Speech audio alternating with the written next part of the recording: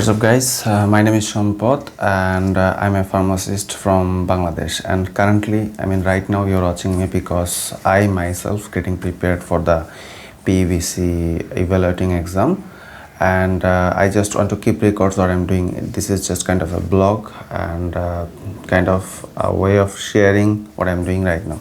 So right now I was going through the pharmacology, and to be specific, I was going through opioid analgesic. So I just want to keep a short review on these things.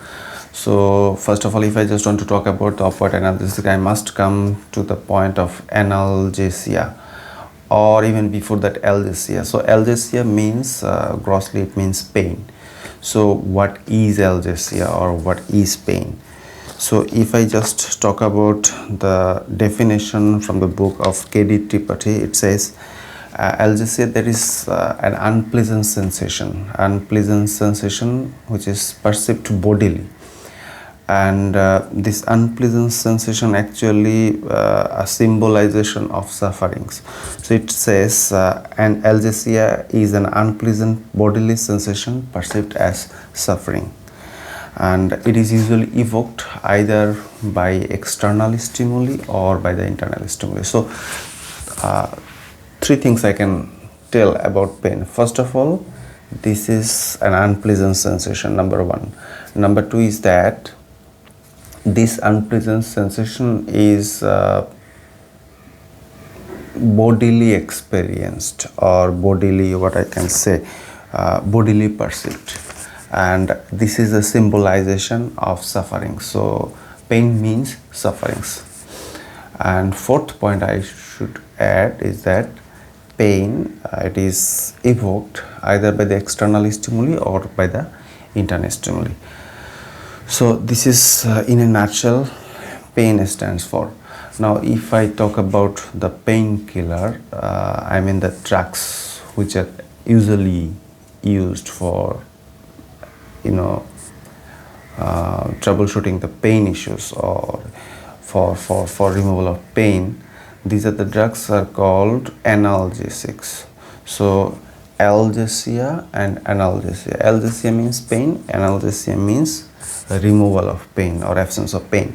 So the drugs, those are mainly responsible for removing the pain sensation, are called analgesics. So what they said in the book, a drug that selectively, important point, the drug that selectively relieves pain either by acting on the CNS or by acting on the peripheral parts of the body are called analgesics. Now the thing is that if we get back to the pain again, pain, this is kind of a warning signal that something bad is happening inside the body.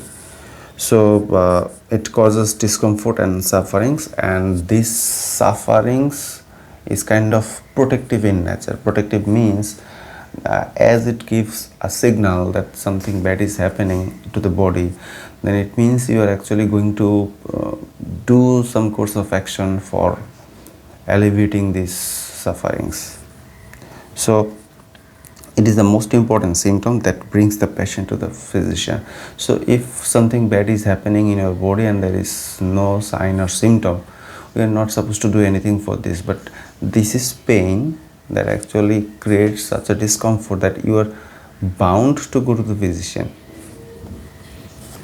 So now if we talk about, again get back to the analgesics portion, analgesics are the drugs that actually relieves the pain either by working on the CNS level or by working to the peripheral level. So the thing is that these analgesics or these drugs actually works very selectively, and most importantly, what is written here, analgesics relieve pain as a symptom without affecting the cause. So if you are applying analgesics or you taking analgesics for removing some kind of pain, it means the main cause of the pain is not going to be resolved. You are just treating a symptom, not the cause. Taking analgesics means you are actually treating a symptom, not the cause, and you are treating this symptom very selectively, and you are treating or resolving this excruciating or unbearable sensation or unpleasant feeling or discomfort selectively, either by blocking the CNS level activities or by blocking the peripheral pathways. So I think this is some very basic funda regarding the analgesia or pain, as well as analgesics or the pain medications. Now grossly they have divided analgesics into three groups. The first group's called opioid analgesics, and the second group definitely it will be non-opioid analgesics, non-opioid, and the third one is adjuvant analgesics. So opioid analgesics, non-opioid analgesics, or adjuvant analgesics, whatever it is, whatever the group, the main purpose is to create analgesia. So they will actually relieve the pain sensation, they will actually remove the pain. So my main agenda is to discuss with opioid analgesics. So the drugs, those are analgesics but opioid in nature, that drugs I want to discuss or I want to review. In fact, this is the title of the chapter, opioid analgesics and antagonists. So first of all, if I talk about the opioid analgesics, this opioid analgesics is to some extent, not to some extent, very much related or closely related to the word opium. So opium, it's a Greek word, so far I remember. Just let me check. Opium is a Greek word. Yeah, it's a Greek word that comes from the Greek word opos. So opos means the latex. Opos means the latex. Latex means kind of a juice. So opium comes from the word opos, and that word opos means juice or latex. Now this opium actually is the latex or the juice of poppy. What is poppy? Poppy is a plant. Of course it is a plant, and scientifically this plant is known as Papaver somniferum. Papaver somniferum is a plant that contain a latex or a juice which is called opos or opium. So this drug, I mean not actually drug, this opium is being used for treating the pain from the ancient times, I would say, from the ancient times. If I just talk back about the history, opium has been known from the earliest times. It is mentioned in the Ebers Papyrus. So more than 1500 BC, the use of opium was there. So opium, it is a dark brown resinous material obtained from poppy, that is Papaver somniferum. I have already told that. Now the thing is that from which part? I mean, poppy is a plant which is called Papaver somniferum, and it contains a resinous material or a latex or a juice that is called opos or opium. Now the thing is that where this juice or where this resinous material comes from. So it is actually coming from the capsule, not from the leaves, not from the stem, not from the roots. It comes from the capsule. Capsule means kind of a portion of the flower. So once the flower is bloomed, there must be, I'm not sure, I'm just imagining, there must be a spherical portion which is called capsule just beneath the flower, and this capsule is actually responsible for producing the latex, opium latex. Now the thing is that this opium latex is not having one component, it is actually having lots of components. To be exact, It contains two types of alkaloid, two types of alkaloids. So opium is a latex or juice or opus collected from the uh, capsule of Papaver somniferum or poppy, and this resinous material or dark brown sticky juicy material contain two types of alkaloids, and the type 1 is called phenanthrene. Phenanthrene derivatives. Phenanthrene means the alkaloids those are having phenanthrene ring. So phenanthrene ring actually looks like kind of a 4 hexagonal shapes fused together. So phenanthrene derivatives. And second type is called benzoisoquinoline. Benzoisoquinoline derivatives. So two types of alkaloid, one is phenanthrene derivatives and the second one is benzoisoquinoline derivatives. So within the first group, I mean the phenanthrene derivatives, three major alkaloids are there. Number one, it comes morphine, the second one is codeine, and the third one is thebaine. Now the thing is that thebaine is actually not analgesic, so it doesn't create any analgesia, but the remaining two phenanthrene alkaloids like morphine and codeine, they produce analgesia. And most specifically among these three phenanthrene derivatives like the thebaine, the codeine and the morphine is prominent. If I just talk about the percentage within this opium latex, you will find 10%. Within this opium latex, 10% is morphine and only 0.5% is codeine and 0.2% is thebaine. And on top of that, thebaine is not at all an analgesic. Now if we talk about the second type of alkaloid, that is benzoisoquinoline. It's a very difficult name. Benzoisoquinoline derivatives. Here comes two alkaloids. Number one is papaverine. So you can correlate the names like Papaver somniferum.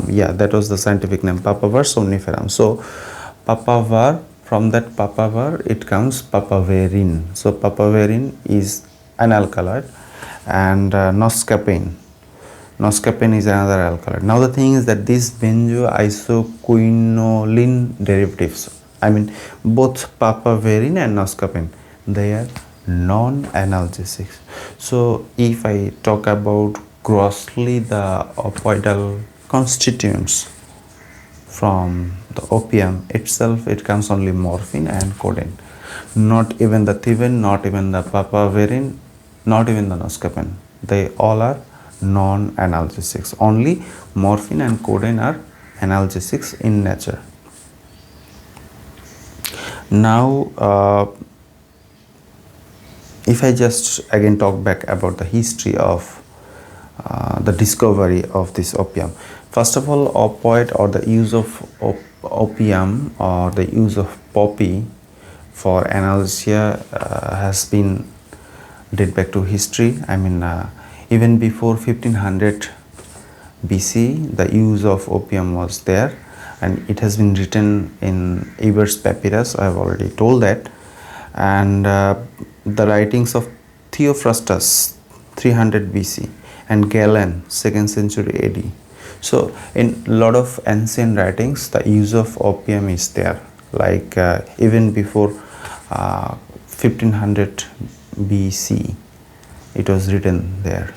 So finally if I just look back to the Chinese culture, in China in 18th century, in 18th century it has been considered as a custom to consume the opium or the poppy. So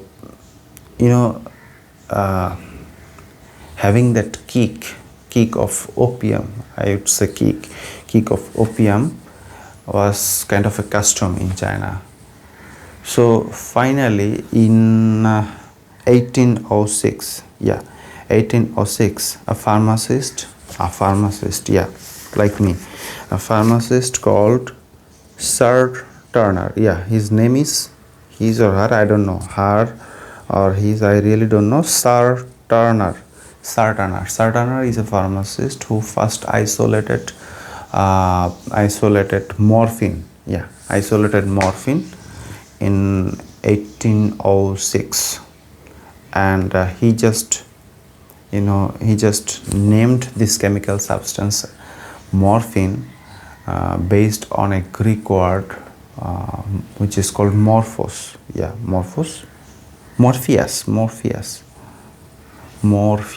So morpheus is a Greek word and actually a Greek god of dreams.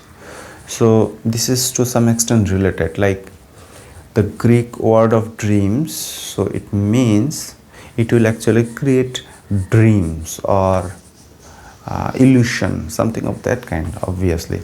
So these are the substance, or morphine are the morphine is that substance that actually has the capacity to induce that dreamy state, or which is I have just mentioned as kick.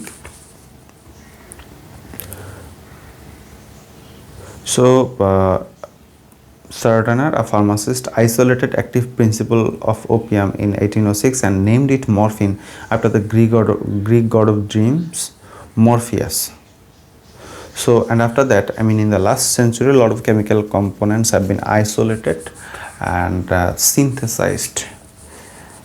So, either it is naturally occurring or it is synthesized, or this is actually in between, I mean semi-synthetic, partly collected from the nature then modified artificially, so it is called semi-synthetic. So three types of source of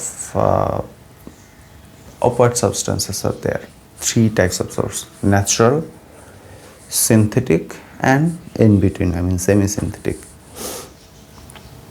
So now there are two important terms I just want to discuss. There is a big difference between the term opioids and opiates. So if I just talk about the term opioid, so opioid is a gross term which is largely related with the opium.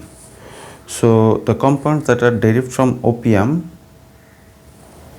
or chemically related to morphine. So first of all, either it is derived from opium or it is chemically structurally related to the morphine, then it means it is opiates. So to be opiates, it is to be either chemically or structurally similar to the morphine, and it is to be collected from, or it is to be collected from the opium. So if these two criteria are met, then we call the substance opiates. Now, while all those having morphine-like action, irrespective of the chemical nature, are called opioids. So now the thing is that maybe the structure is not related to the morphine. I mean, morphine is just a chemical compound found in opium. So it is not necessarily factored that all the structures which produce analgesia will have the similar structures, not necessarily mean that. So maybe the structure is not matching to the morphine, but they are actually producing morphine like actions, then these are called opioids.